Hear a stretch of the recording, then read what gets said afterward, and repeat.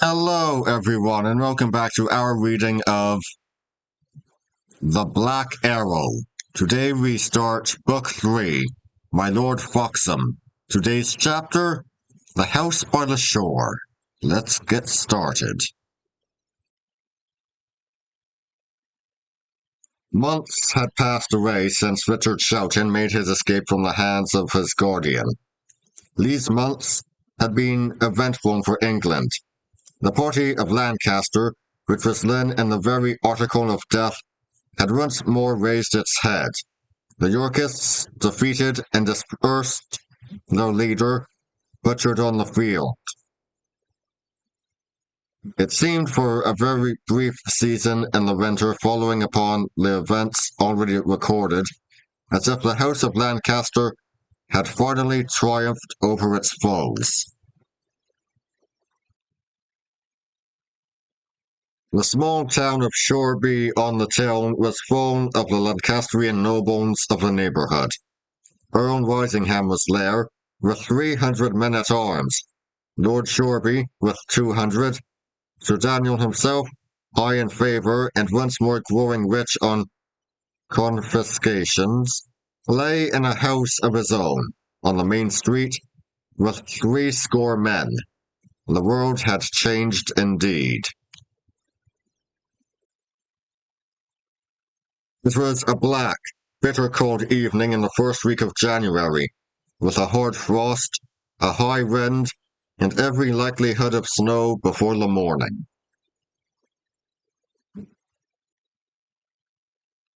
In an obscure alehouse in a by-street near the harbour, 3 or 4 men sat drinking ale and eating a hasty mess of eggs. They were all likely, lusty, weather-beaten fellows, hard of hand, bold of eye, and though they wore plain tabards, like country ploughmen, even a drunken soldier might have looked twice before he sought a quarrel in such company.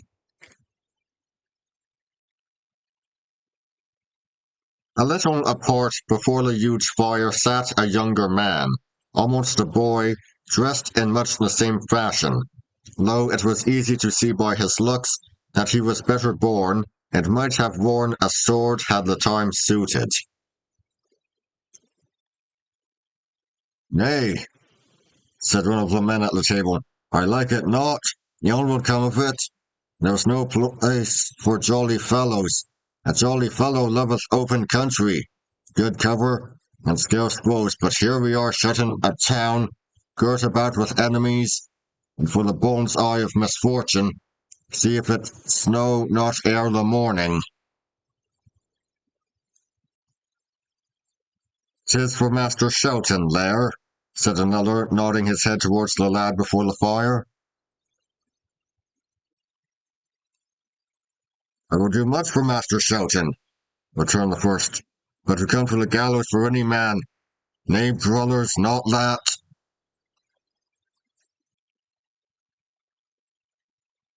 The door of the inn opened, and another man entered hastily and approached the youth before the fire.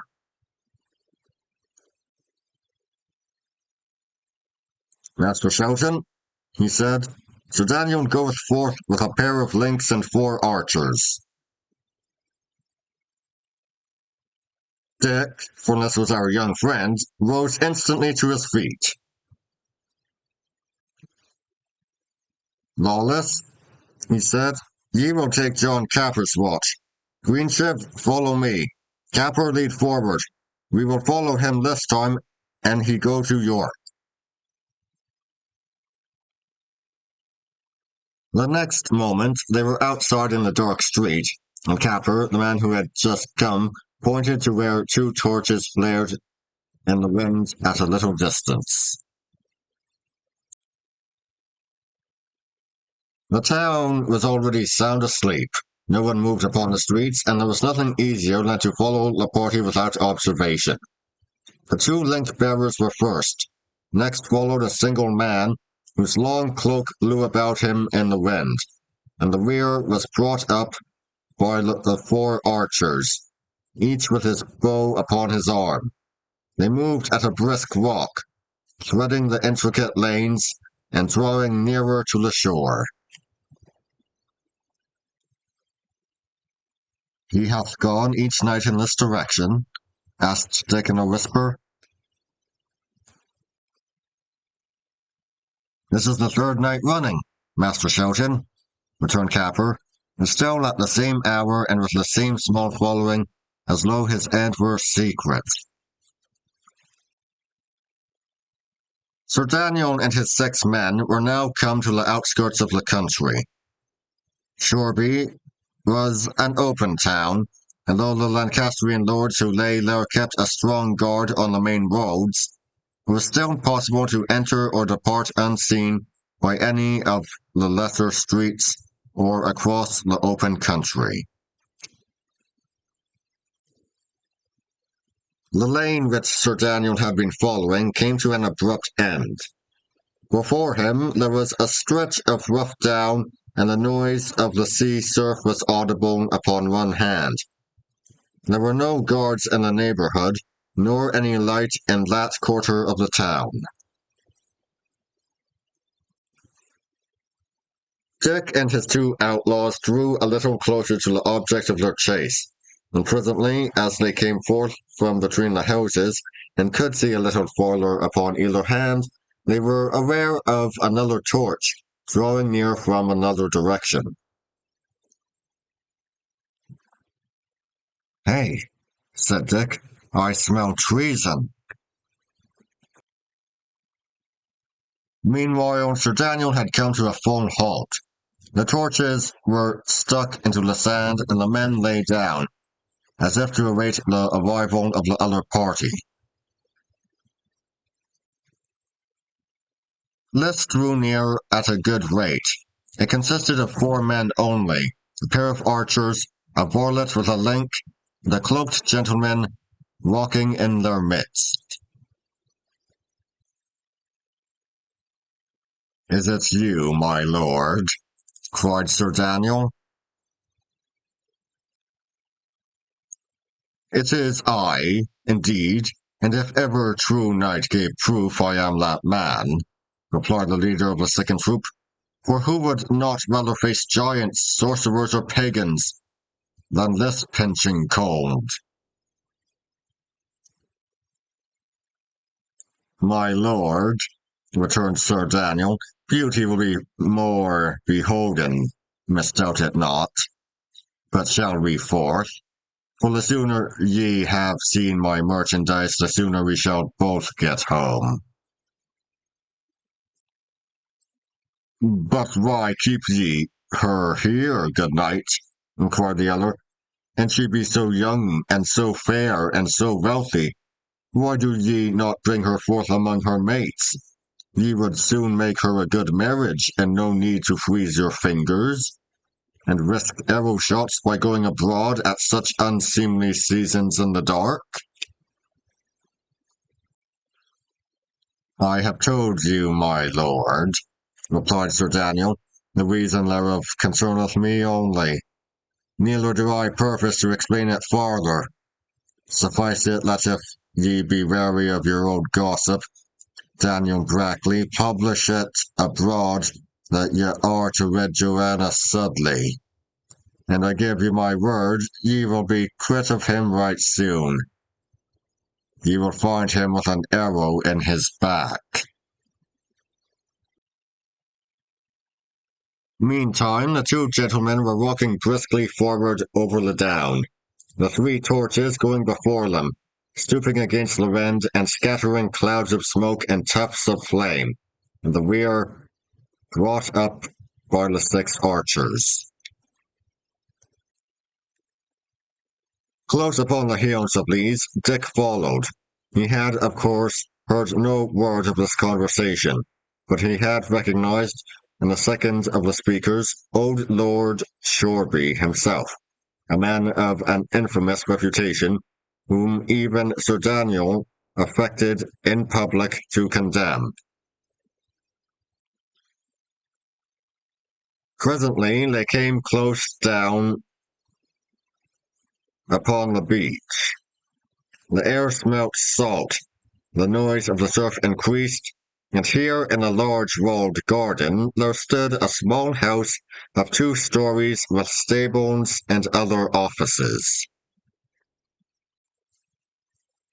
The foremost torchbearer unlocked a door in the wall, and after the whole party had passed into the garden again, closed and locked it on the other side.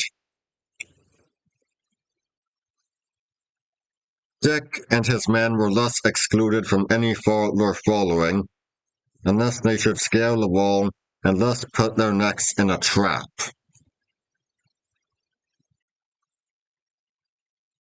They sat down in a tuft of firs and waited. The red glow of the torches moved up and down and to and fro within the enclosure, as if the link bearers steadily patrolled the garden.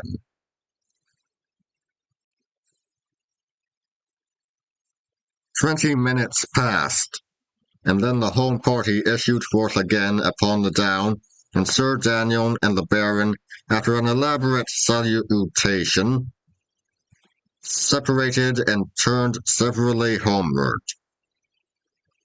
each with his own following of men and lights. As soon as the sound of their steps had been swallowed by the wind, Dick got to his feet as briskly as he was able, for he was stiff and aching with the cold. "Capper, you will give me a backup," he said.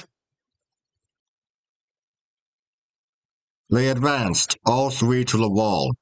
Capper stooped, and Dick, getting upon his shoulders, clambered onto the copestone.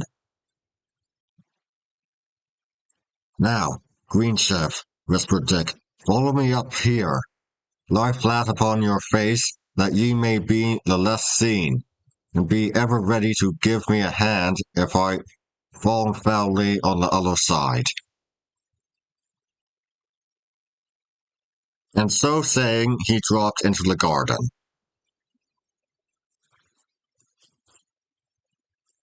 It was all pitch dark. There was no light in the house. The wind whistled shrill among the poor shrubs, and the surf beat upon the beach. There was no other sound. Cautiously, Dick footed it forth, stumbling among bushes and groping with his hands, and presently the crisp noise of gravel underfoot told him that he had struck upon an alley. Here he paused, and taking his crossbow from where he kept it concealed under his long tabard, he prepared it for instant action, and went forward once more with greater resolution and assurance. The path led him straight to the group of buildings. All seemed to be sorely dilapidated. The windows of the house were secured by crazy shutters. The stables were open and empty. There was no hay in the hayloft, no corn in the corn box. Anyone would have supposed the place to be deserted, but Dick had good reason to think otherwise. He continued his inspection, visiting the offices, trying all the windows. At length, he came round to the seaside of the house, and there, sure enough, there burned a pale light in one of the upper windows. He stepped back a little way till he thought he could see the movement of a shadow on the wall of the apartment. Then he remembered that, in the stable, his groping hand had rested for a moment on a ladder, and he returned with all despatch to bring it. The ladder was very short, but yet by standing on the topmost round, he could bring his hands as high as the iron bars of the window, and, seizing these, he raised his body by main force until his eyes commanded the interior of the room. 2 persons were within. The first he readily knew to be Dame Hatch, the second a tall and beautiful and grave young lady in a long embroidered dress. Could that be Joanna Sedley, his old wood companion? Jack, whom he had thought to punish with a belt. He dropped back again to the round of the ladder, in a kind of amazement. He had never thought of his sweetheart as of so superior a being, and he was instantly taken with a feeling of diffidence. But he had little opportunity for thought. A low hissed sounded from close by, and he hastened to descend the ladder. Who goes? He whispered. Green Chev, came the reply in tones similarly guarded. What want ye? Asked Dick. The house is watched, Master Shelton, returned the outlaw. We are not alone to watch it, for even as I lay on my belly on the wall, I saw men prowling in the dark, and heard them whistle softly one to the other. By my sooth, said Dick, but this is passing strange. Were they not men of Sir Daniel's?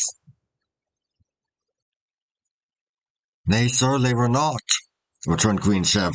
For if I have eyes in my head, every man jack of them weareth me a white badge in his bonnet, something checkered with dark. White checkered with dark? Repeated Dick. Faith, 'tis a badge I know not. It is none of this country's badges. Well, and that be so, let us slip as quietly forth from this garden as we may. For here we are in an evil posture for defence. Beyond all question, there are men of Sir Daniel's in that house, and to be taken between two shots is a beggarman's position. Take me this ladder. I must leave it where I found it.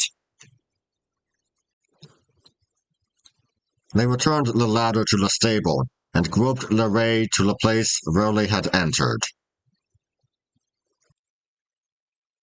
Capper had taken Greenshev's position on the cope, and now he leaned down his hand, and first one and then the other pulled them up. Cautiously and silently they dropped again upon the other side, nor did they dare to speak until they had returned to their old ambush in the gorse. Now, John Capper, said Dick, back with you to Shoreby, even as for your life. Bring me instantly what men ye can collect.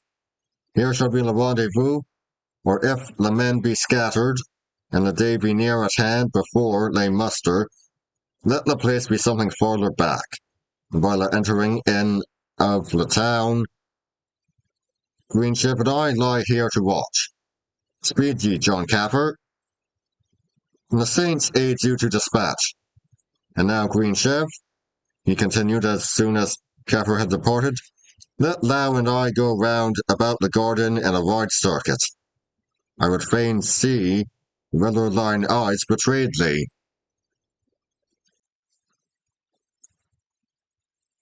Keeping round outwards from the wall and profiting by every height and hollow, they passed about two sides, beholding nothing. On the third side, the garden wall was built close upon the beach, and to preserve the distance necessary to their purpose, they had to go some way down upon the sands. Although the tide was still pretty far out, the surf was so high and the sand so flat that at each breaker a great sheet of froth and water came careering over the expanse, and Dick and Greensheve made this part of their inspection wading, now to the ankles, and now as deep as to the knees, in the salt and icy waters of the German Ocean.